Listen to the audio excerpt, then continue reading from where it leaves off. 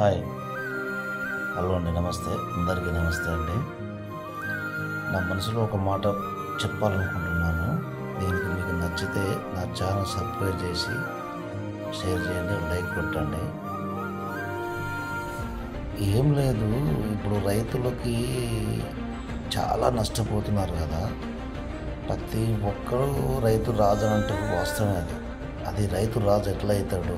అన్ని విధాల అనుకూలంగా అందరికీ పంటలు పండి గిట్టుబాటు ధర వచ్చినప్పుడు, మంచి రైతు లాభాల్లో వచ్చినప్పుడు రైతు రాజు అవుతాడు. అప్పుడు రైతు మేలుకుంటాడు. కానీ రైతు పడే కష్టాలు ఎవరికి తెలవండి.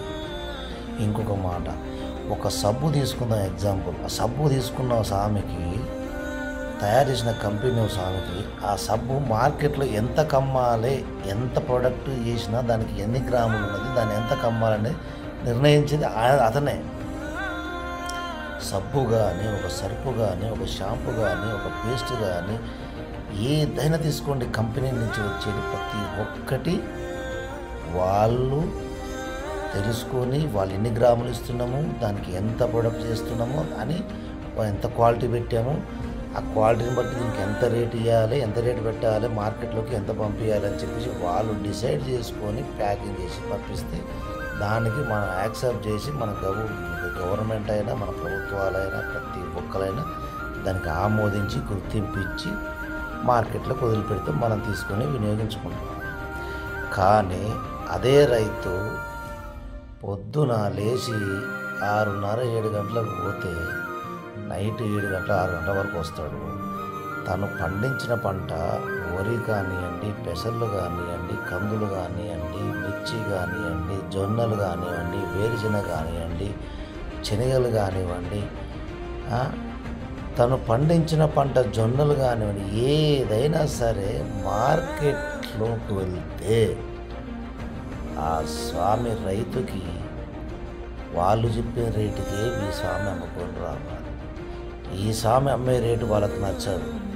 నేను ఇంత కష్టపడ్డా నాయన, నేను ఎకరం పొలం వేస్తే దాంట్లో 3-4 పుట్లు అయినాయి నాకు. ఆ 3.5 పుట్లలో కౌలుకింత తీయాలి, కూలీలకింత తీయాలి, పండించిన పంటకు మందుకింత తీయాలి, నా కష్టం లేకున్నా పర్లేదని చెప్పేసి చేస్తే నాకు ఇంత అమౌంట్ కూడా రావట్లేదు.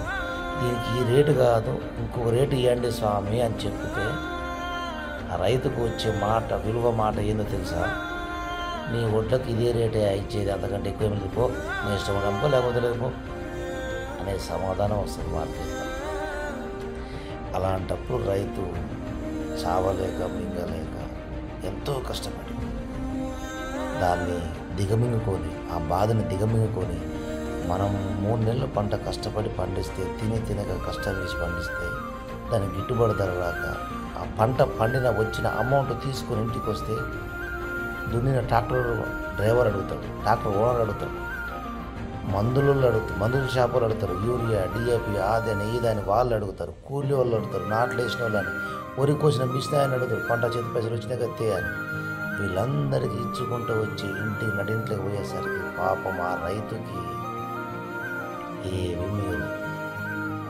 లాస్ట్కి వచ్చే వరకు కంట్రోల్ బియ్యమే మిగులుతాయి తినడానికి. రైతు ఆ కంట్రోల్ బియ్యమే తినాలి. అయినా మళ్ళీ నిరుత్సాహపడాడు ఆ రైతు. మళ్ళా కంటిన్యూ సాధన చేస్తూనే ఉంటాడు, భూమి మీద కష్టం చేస్తూనే ఉంటాడు. ఎందుకు చేస్తున్నావు నాయన, మరి అంత కష్టం వచ్చింది ఎందుకు చేస్తున్నావు ఆయన అనవచ్చు. ఆ రైతుకి అది తప్పితే ఇంకోటి తెలియదు. మరి ఆ రైతుకి ఆ పని తప్పితే వేరే పని తెలియదు మనకి, ఆయనకి. అందుకోసమే రైతు రాజు కాదు, పెద్ద సేవకుడు, మన దేశానికి వెన్నెముక లాంటాడు. కానీ రైతుని రాజు చేయాలంటే అది ప్రభుత్వం చేతుల్లో ఉన్నది, మన చేతుల్లో కూడా ఉన్నది. కానీ గవర్నమెంట్ ఏదైతే ఉందో, ఏ పంట అయినా సరే, నీ పంట క్వాలిటీ ఉన్నదనంటే దానికి రైతు పెట్టిన రేటే లాస్ట్ ఫైనల్ అనే డిసిషన్ తీసుకొని రావాలి. అప్పటి వరకు రైతు రాజు కాడు, మధ్యన దళాలు రైతు రాజులు అవుతారు.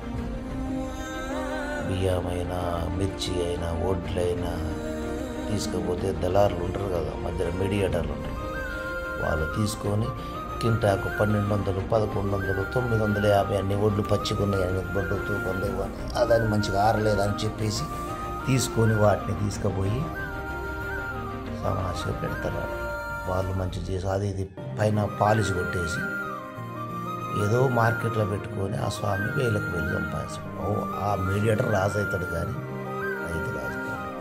మీకు నచ్చితే షేర్ చేయండి, సబ్స్క్రైబ్ చేయండి ఫ్రెండ్స్. ఓం నమః శివాయ.